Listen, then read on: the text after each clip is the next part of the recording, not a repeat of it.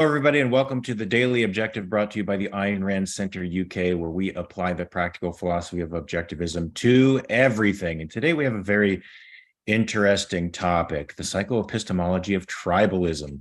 So if you guys are freaked out by the fact that the left and the right are not only intensely engaged in their own righteousness, but very blind to the sins of their own tribal members, perhaps we can unpack this psychoepistemology for you, an objectivist term that we'll be unpacking as well for people who are unfamiliar with it, and give you a little bit more clarity on how to negotiate these times, which are pretty crazy. But before we get into that, I want to talk about Quent Cordair Fine Art. You've probably seen some of it if you've been watching the reality show. Linda Cordair often does the show from her art gallery, and you can see some of that amazing stuff behind her.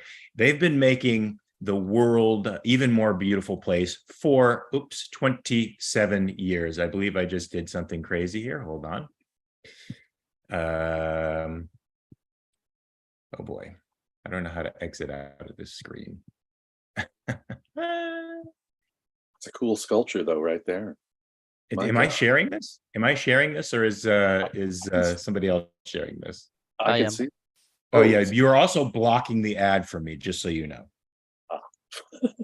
Yes, thank you very much. So let's share that in a second. So they've been making the world a more beautiful place for 27 years, specializing in romantic realist paintings and sculptures, some of which you saw briefly there. We'll try to do it again on the other side of the half hour. The gallery's collection emphasizes themes which celebrate the moments of happiness, joy, and success possible to man on earth. Isn't that an amazing thing? Acquire art you will want to live with by visiting them online at cordair.com. That's CORDAIR.com, or in their Napa, California, and Jackson, Wyoming locations. The new Ayn Rand portrait prints have arrived, and you can visit the link in the description and the pinned comment to get yours today. And for every print purchased with the code ARCUK, Quent Cordair Fine Art will donate $25 to Ayn Rand Center UK. Wow. Hopefully there'll be lots of money in there. And you want to put that screen up now for us, Daniel, so they can see this preview of this art, because unfortunately it was blocking the ad for me. But I want people to see how beautiful this is. You'll see it when we're talking with Linda Cordair in the background. Look at that, Atlas shrugging. What an amazing sculpture that is. When you come home from a hard day at work or from dealing with the vicissitudes of life, what you want is to be inspired. You want to come home to a place that is a refuge, a place that refuels you. And looking in this art just now refuels me. Look at how beautiful this art is. Look at how amazing. Look how spiritually fulfilling. So, folks, pick this up if you can. Fill your house with stuff that gives you joy. And we'll show you more of these pictures again when I make this announcement again at the end of the day. So, James, my good friend, we have some interesting stuff to talk about, because I feel like we are in tribal times, and objectivists sit way outside these tribes, and as a result, we don't get the same clicks as the tribes do. I've watched conservatives, ultra right-wing conservatives. I've watched their numbers rise and rise and rise on social media, as ours somewhat stay the same or dwindle, because our message just isn't clear to people out there who are in the tribes. First of all, what is psychoepistemology, and what is the psychoepistemology of tribalism? Why is it important for us to understand it? Well, psychoepistemology is a technical term that objectivists have coined. It's a term unique to our philosophy, and it is the area where psychology and epistemology sort of overlap. The characteristic method that we have of thinking about something. And when I thought about that very definition, there are different kinds of psychoepistemological syndromes, for example, the rationalist or the empiricist syndrome. And I think it's giving maybe too much compliment to our political partisan friends these days to even qualify it as a psychoepistemology, because when it's just rank emotionalism, rank tribalism, and a kind of mysticism that's on both sides. It doesn't really get to the point of a method of thinking, really.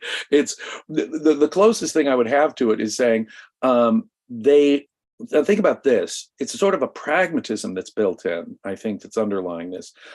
Look, if the other party gets elected, it's the end of the universe. And if they get in there, the world will come to an end tomorrow. Apocalypse, the second coming, expect the disaster, the fire hail from the sky, right? If the other dude, and every single time we hear it, you'll hear the partisans over at MSNBC, this is the most important election of all time. And Sean Hannity routinely on Fox News, every single election happens to be the most important election of your lifetime. And so when you have these dire consequences, life and death, apocalyptic consequences on both sides, they tend to overlook the shenanigans, the corruption, the lies of their own guy. And so it becomes a cult of personality. It becomes a cult of demonization. Now, the left really were the pioneers on this. I mean, they didn't really, in my view, they've long since abandoned sort of serious rational policy arguments for their positions, but they've gotten very good at calling the other guy the devil himself. And that's been basically the thrust of their emotionalist tribalism, no question. And my God, we can see Donald Trump, he put these people on the Supreme Court. So if they have to overlook the most obvious bribery scandal of recent times, when obviously the Biden family has been on the take for millions and millions and millions from foreign interests. Now, even in my ideal objectivist world, that kind of foreign influence peddling, bribery should be a crime that public officials are prosecuted for. Even if the federal government only did, say, foreign affairs and military affairs, it would still matter to me that they were on the secret take from foreign interests. Bribery can include more than just giving the money. In fact, way back in the crude old days, they used to just give the money to the politician. No. Far more common is that you give it to a family member. Well, nearly every member of Biden's family got money, grandkids, nephews, you name it. If I give a bribe to your wife, your kids, your brother, that can be a bribe to you if you're the politician, because people are a little more sophisticated than to get caught in some crude, clunky, obvious bribery scandal. And so what we're looking at here, obviously, I mean, and as a prosecutor, I know I have a certain forensic attitude about these crimes, but this is a no-brainer case. If you're the kind of Democrat who cannot see that Biden obviously should have a special counsel, that Biden is knee-deep, I mean, these people didn't do anything for the millions they got. Zero. Hunter had no... Well, not true. They got a prosecutor fired in a corruption case against that fossil fuel company. Bravo. That was the reason for that, right? So no, that is the actual demonstration of bribery. For what they got. That was the quid pro quo in that case, which demonstrates clearly that it was, in fact, a bribery. He wasn't doing honest work for those companies, for Burisma. He wasn't doing honest work for any of the foreign interests. Where did they get millions for doing nothing, the Biden family? And we all know that Biden himself was having his expenses paid by the son. Now, if you can't see that obvious corruption scandal right there, you are partisan blind. Your blinkers are on so that you are cognitively impaired. That is where I would say it kind of approaches the level of what we objectivists would call psychoepistemology. They have completely warped their cognitive capacity to see the truth. Why? Because their values on the other guy are so intense that they'll forgive their guy of anything. Let's take Trump.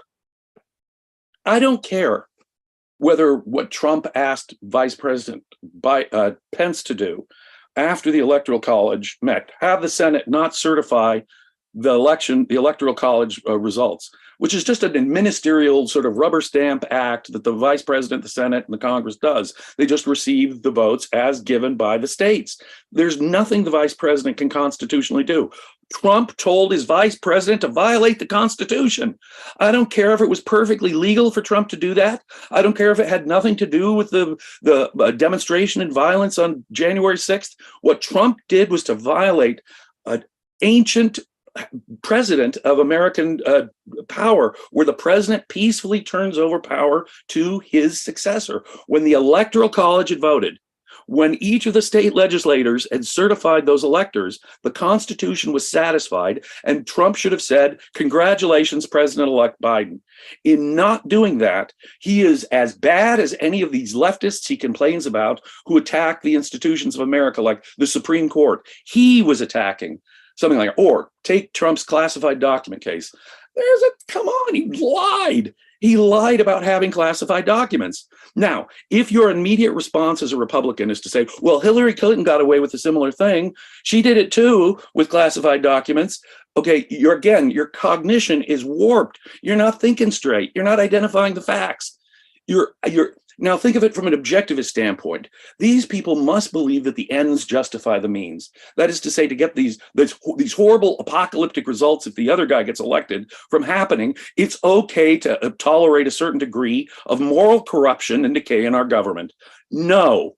And in fact, ends do not justify the means. I'm hurting my long-term interests if I'm depending on some corrupt politician now. Rather than seeing it that way, in terms of their long-term self-interest, in terms of principles, and it is within our lifetimes, Mark, we have seen a terrible decay in this respect. I've mentioned before how it was Republicans who back in the early 70s and Nixon facing Watergate told the president, Mr. Nixon, it's time to go. It's Republicans in the Senate that told Nixon he's got to quit. Those days are long, long gone. Part of it, I think, is the result of the change in the media. When the media in the 1970s and 80s became perceived as the television media before internet, people got 85% of the population got their news from television, not from the internet, or back in the dark ages of the 20th century. But the television news was biased to the left. And people could perceive that. And those left-wing biased news agencies created their own competition. And lo and behold, Fox News springs into existence because there's a whole market out there they're ignoring who are news listeners. And so Fox and Newsmax and all these conservatives. But now that there's partisan, the news media itself is partisan. It's not like back in the 1970s where there'd be someone like Walter Cronkite, for all his mild left-wing bias, would say, hey, this Democrat was corrupt, this Republican was corrupt, and he'd call him as he saw him. That's gone in the media. That's gone among politicians. And as a result, this pragmatist attitude of ends justifies the means, Donald Trump can say things just as perniciously evil about the Constitution that any Democrat does. Republicans are blind to it. Joe Biden can be involved in a no-brainer bribery scandal. Democrats utterly blind to it because in their pragmatic, emotionalist, tribalist approach, nothing could be worse than the other guy getting into office and having power. Well, at the risk of being accused of whataboutism, when the right turns around and says, well, what about your guys who got away with this kind of thing? It's not irrational. They're actually pointing out a hypocrisy that's really existing, a two-tier system where one side does have institutional capture and are using that to further their power and hobble the other side. That's a truth. Now, I don't know that many of them, I don't know, whenever I've made that kind of claim, I'm not saying, well, Trump should get away with it. He took an oath to uphold the Constitution of the United States, not to violate it. So yes, he is in violation of his constitutional duty, fiduciary duty as the president of the United States, and he should be held accountable for it. But it is my sense of justice is really piqued by seeing Hillary Clinton get away with stuff, by seeing Joe Biden get away with stuff to the tune of $17 million. Okay, in you're enrichment. right. The approach on the partisans' part should be prosecute them both. If Hillary did something wrong and Trump did something wrong with classified documents, prosecute them both.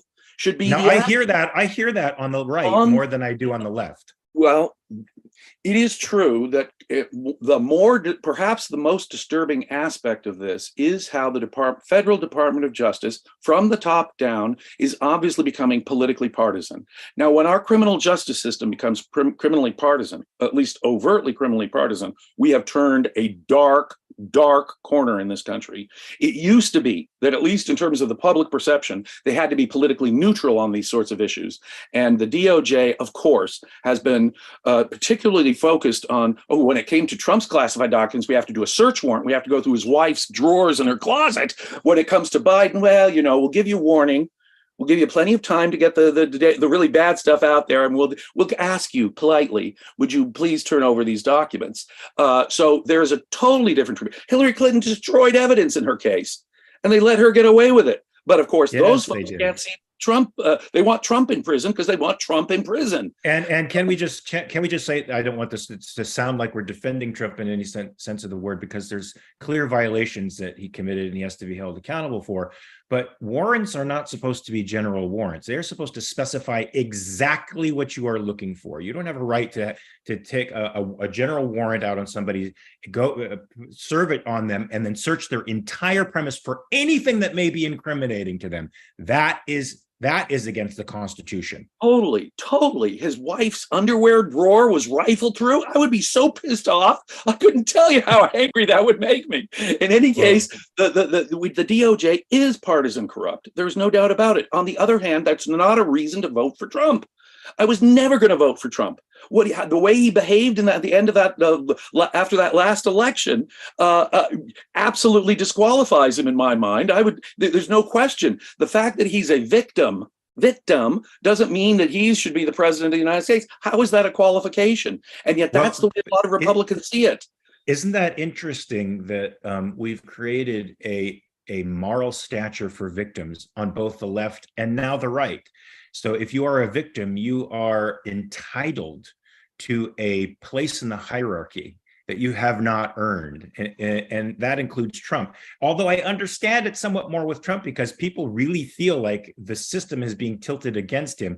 And then there's a general sensibility, which I think that country song guy hit on, that people are controlling your life, that you have no control over yourself, that there's these elites that are pulling the strings and you're sort of a puppet in it. And Trump to these people represents that very thing, right? He's attempting to fight the puppet master. And so I think his martyrdom is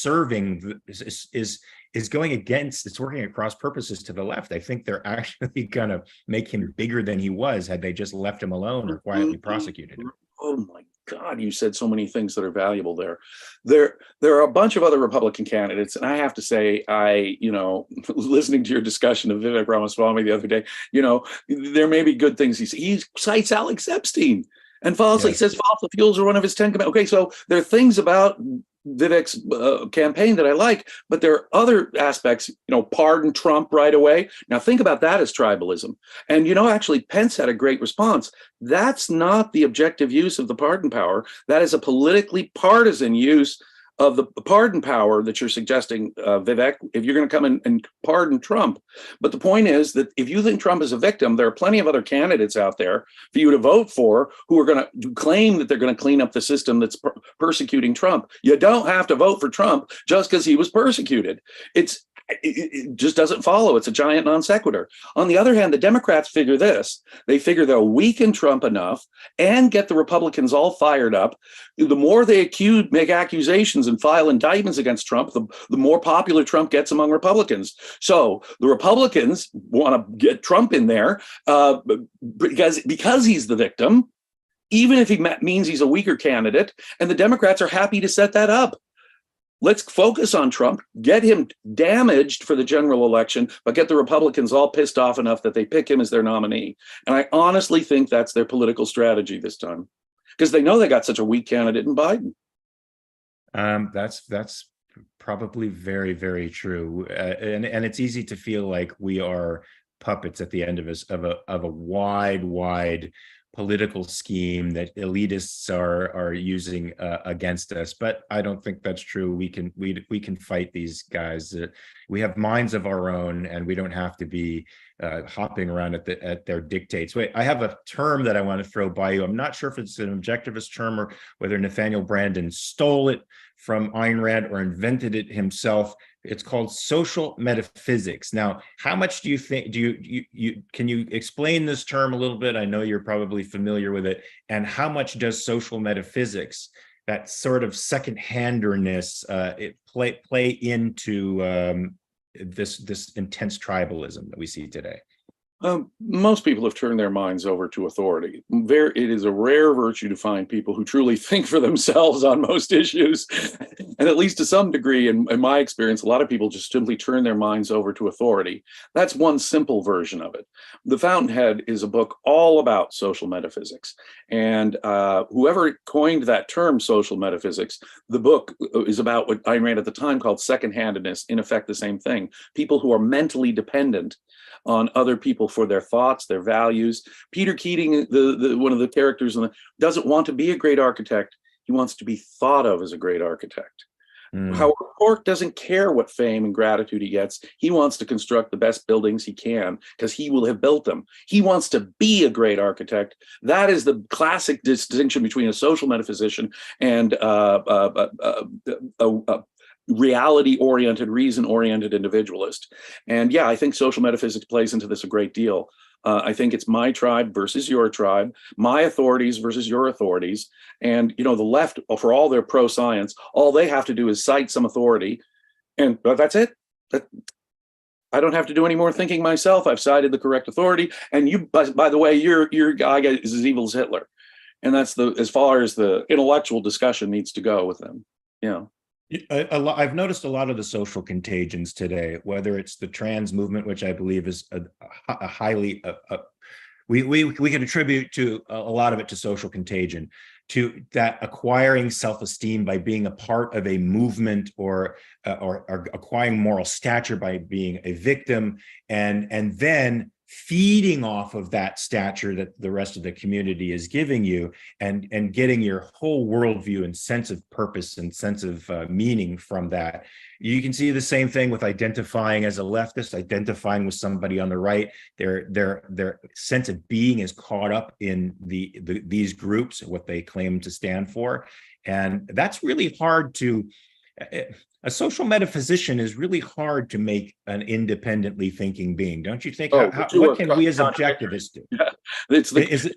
An independent thinker is the opposite of a social metaphysician. Those are the opposites. So how do you get somebody who has that orientation towards reality, that other people's feelings and thoughts about reality tell me what to think and feel?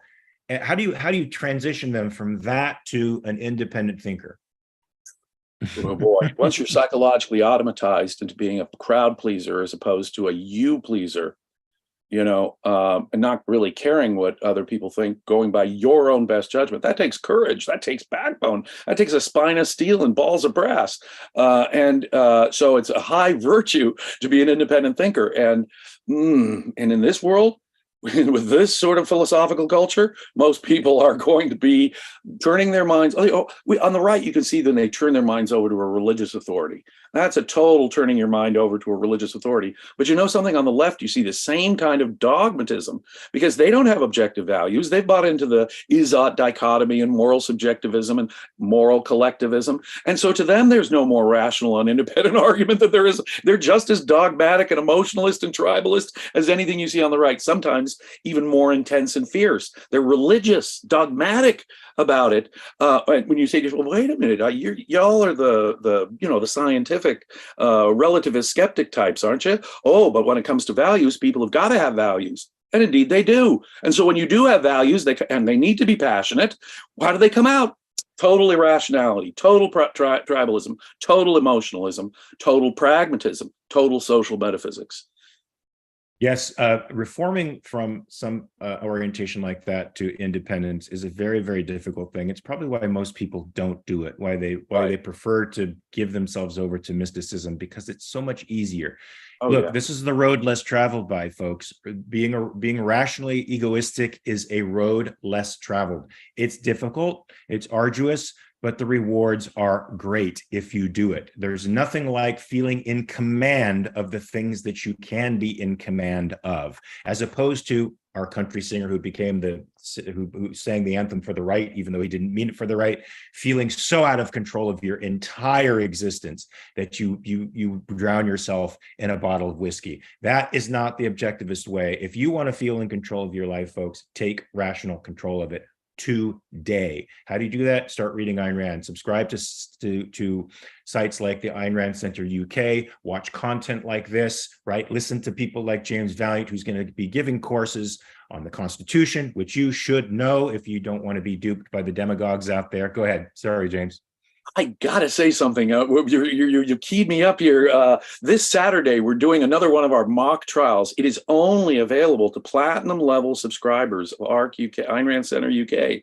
These trials have been such fun. They've been so interesting. They've generated such wonderful discussions. You really don't want to miss out on this. In the last trial, Mark was my witness in an important, Just Stop Oil protest trial that took place in London recently. And this time we're going to do an abortion protest case this Saturday in our mock trial. But again, you have to be a platinum level subscriber to get that. And the course you mentioned, we're going to be talking constitutional law at the end of October. You have to be a top level subscriber, a Midas Mulligan, I think is what they call it, level subscriber, in order to get that kind of Benny. So there's perks if you become a paid subscriber, and it depends on what level you subscribe at. But this Saturday, we're going to have, I think, the third of our mock trials. We have a brilliant British barrister, Matthew Humphreys, who does the defense, and I typically do the prosecution. And it is real fun, folks, and the discussions it generates are enormous fun. So become a subscriber today and don't miss out. Yeah, growing and learning are fun, folks. I have a couple super chats here. Walter Bishek for €2. Thank you, sir. Jonathan Honig, always good to see you out there for $2.99. I have a couple of announcements, and then I want to do I want to talk about Quent Cordair again. And after I'm done talking about Quent Cordair, conclude the show with their art if we can. Upcoming shows at 6 p.m. UK time, the reality show Marketing Christ. Or I hope you're going to be there, James. I don't know if you are, but you have Creating Christ behind you, Marketing Christ. It's an interesting articles there for us to digest. 10 p.m. UK time, Cutting Edge. Is everything physical? That would be that's an interesting conversation to have, folks. So I want to talk about Quent Cordair's Fine Art. It's been making the world an even more beautiful place for 27 years. It specializes in romantic realistic painting and sculptures. The gallery's collection emphasizes themes which celebrate the moments of happiness, joy, and success possible to man on earth. I can't emphasize how much you need this, folks, for fuel for your life. Acquire art that you want to live with by visiting them online at cordair.com. That's CORDAIR.com. Or at their Napa, California, and Jackson, Wyoming locations. The new Ayn Rand portrait prints, which you probably saw there in the little montage, have arrived, and you can visit the link in the description and the pinned comment to get yours today. For every print purchased with the code ARCUK, Quent Cordair Fine Art will donate $25 to the Ayn Rand Center UK. So Daniel, why don't you roll that art for us if you can, while I say goodbye to my good friend James Valliant. Make sure you watch the reality show in the next 2 minutes. Marketing Christ will be the topic. James, it's great as always to see you. I always have stimulating conversations with you. I always learn so much. I want to do this continuously with you. Folks, for you out there in the objectivist and non-objectivist world, always remember to check your premises. Peace.